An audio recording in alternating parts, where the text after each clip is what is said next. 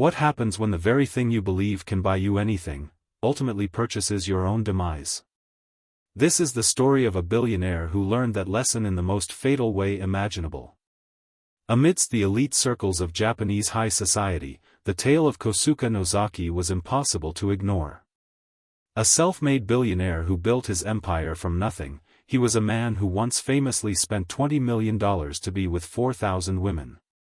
For him, wealth was more than power, it was a master key for every lock, unlocking fame, satiating desire, and even securing marriage.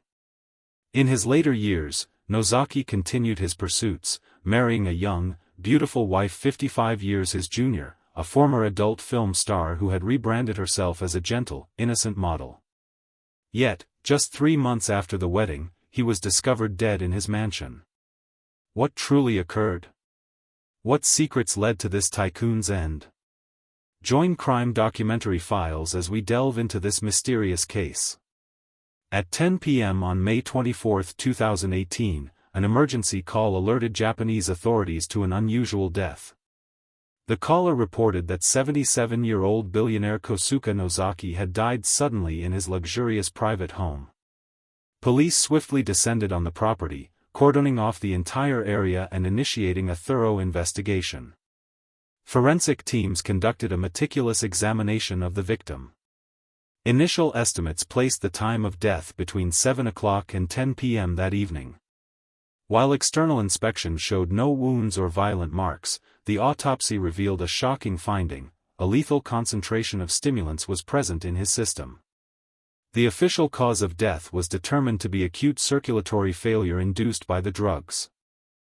This discovery immediately raised alarms. Medical records and statements from associates confirmed Nozaki had no history of using any stimulants. A painstaking search of his home, office, and vehicle found no trace of the substances. With no history of use and no source for the toxins, investigators began to suspect a far more sinister scenario: premeditated murder. Only 2 individuals were inside the mansion at the time of death, making them the prime suspects. The first was the longtime butler, Takara, a man who had served the family faithfully for over 30 years after his own business went bankrupt. The second was Nozaki's wife, Saki Sudo. At just 22 years old, the 55-year age gap was so vast she could easily be mistaken for his granddaughter. Sudo's past was complex. Before her marriage, she was a professional model with a seductive figure and a noted career as an adult film actress. Hailing from a poor background, she presented a reserved image, but those who knew her described a contradictory lifestyle: promiscuous, heavily indulgent in alcohol, and possessing an immense desire for wealth, frequently visiting nightclubs. A young wife with a secret past, a loyal butler, and a billionaire with no enemies. From the outside, it looked like a perfect, if unusual, life. But underneath, a dangerous plot was unfolding. So, which of the 2 people he trusted most decided to betray him? When questioned about that night, Sudo provided a calm account. She stated she and Nozaki were relaxing in their second-floor bedroom, watching a sumo match. When the butler announced dinner, she went downstairs to eat alone, as Nozaki wished to stay and watch another match. After her meal, she remained on the first floor until 10 p.m., at which point she returned to the bedroom to find her husband unconscious and naked on the sofa. This timeline suggested Nozaki died alone on the second floor while Sudo was downstairs. Police initially considered suicide but quickly dismissed it. Nozaki was financially robust, worth hundreds of billions of yen, and had just married a beautiful young woman. His life appeared enviable, leaving no motive for him to take his own life. As the investigation deepened, a strange detail emerged. Just 18 days before Nozaki's death, his beloved pet dog had also died unexpectedly. Friends confirmed his deep affection for the dog. He had even declared he would leave a significant part of his fortune to it. To investigators, this was a red flag. If someone was targeting his wealth, the dog was an obstacle. However, a forensic examination of the dog's exhumed body found no traces of poison. Meanwhile, a review of the mansion's security footage showed no signs of an intruder around the time of the death. This reinforced the theory that the killer was already inside the house. 9:52 p.m., November 22, 2025, Sufyan CF. The critical question became, who benefited from Nozaki's death? Every clue pointed to the young wife, Pseudo. Her behavior was suspicious on multiple fronts. After an initial display of panic, she became intensely focused on establishing her alibi. At Nozaki's funeral, she appeared cold and indifferent, playing games on her phone. Most damningly, she moved with astonishing speed to access his wealth, appointing herself chairman of his company, transferring over $300,000 into her personal account, and making plans to leave Japan.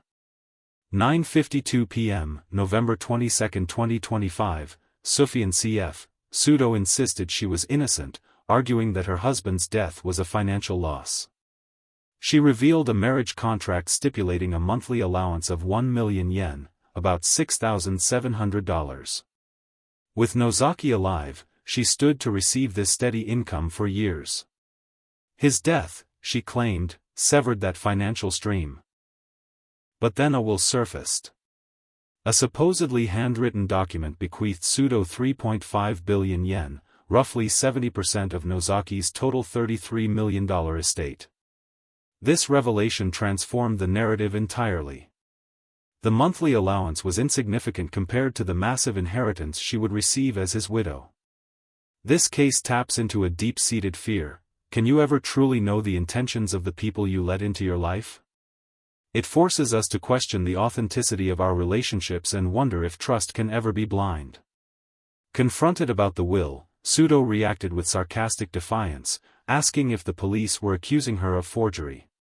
Despite the overwhelming circumstantial evidence, police lacked concrete proof. Pseudo remained evasive during interrogations, and her lawyer fiercely defended her, pointing out the absence of direct evidence: no witnesses, no fingerprints, no record of her purchasing stimulants.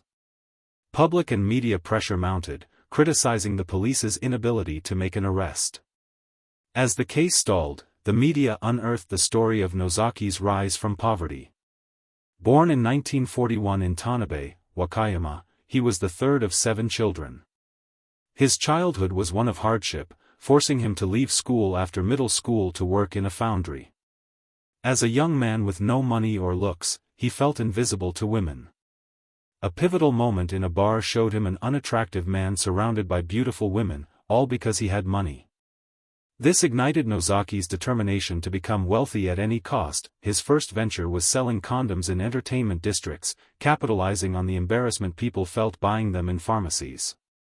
The profits were immense compared to the average salary at the time.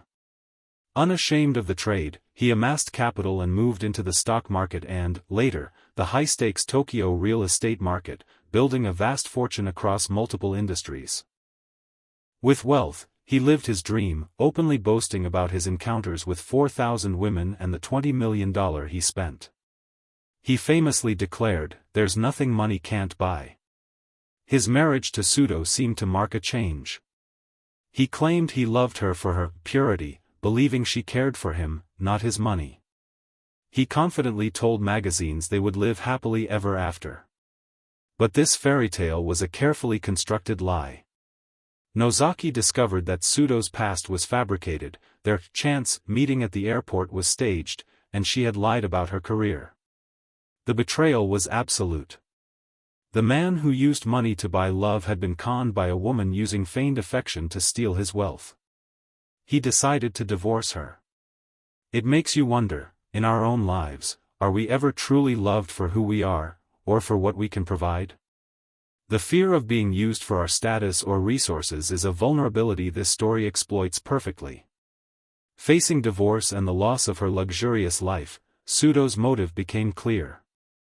Police hypothesized she acted to secure the inheritance before Nozaki could change his will. She needed to become the wealthy widow, not the discarded ex-wife. The case broke open in 2020 from an unrelated drug bust. On a dealer's client list, police found Saki Pseudo's name. This provided the first direct link between her and a source of illegal stimulants. A renewed search of the mansion using advanced equipment found traces of stimulants on the floors and inside a vacuum cleaner, indicating an attempt to clean the scene. The most damning evidence was on Pseudo's personal computer. Her search history in the weeks before the murder included terms like, how to kill someone without being detected, lethal dose of stimulants, and how to buy stimulants without a prescription. This was a blueprint for murder. On April 28, 2021, nearly 3 years after Kosuke Nozaki's death, Saki Pseudo was arrested. She was later charged with premeditated murder and violating stimulant control laws. Nozaki, who believed money was the ultimate key, never foresaw it unlocking his own destruction. His vast fortune and transactional relationships made him the perfect target. His death stands as a stark, expensive warning: money cannot always buy happiness, and sometimes, the power we think we wield is the very thing that leads to our downfall. And that's today's case. What are your thoughts on this billionaire's tragic story? Share your perspective in the comments below. Thank you for watching, and we'll see you in the next video.